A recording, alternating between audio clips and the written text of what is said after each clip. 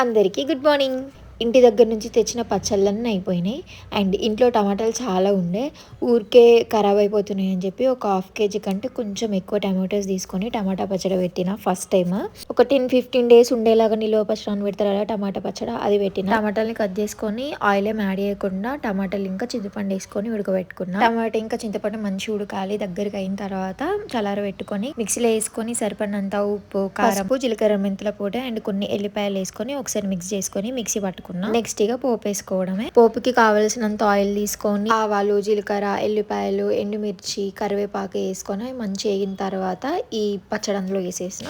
So ఈ టమాటా పచ్చడి ఇంకా కొన్ని రోజులు ఎక్కువ నీళ్ళు ఉండాలంటే స్టవ్ సిమ్ లో పెట్టుకొని పచ్చడిని ఒక 2 నిమిషాలు వేయింపుకోవాలంట. అప్పుడు ఇంకొన్ని రోజులు ఎక్కువ నీళ్ళు ఉంటుంది. ఫైనల్లీ టమాటా పచ్చడి అయిపోయింది అండ్ టేస్ట్ కూడా మంచిగా వచ్చింది. మరి నెక్స్ట్ ఏ పచ్చడి ట్రై చేయమంటారు కింద కామెంట్లో చెప్పండి. అట్లనే మీకు టమాటో, మ్యాంగో, చికెన్, మటన్ ఏ పచ్చడి ఇష్టం కూడా కామెంట్లో చెప్పండి. అట్లనే వీడియోని లైక్ చేయండి.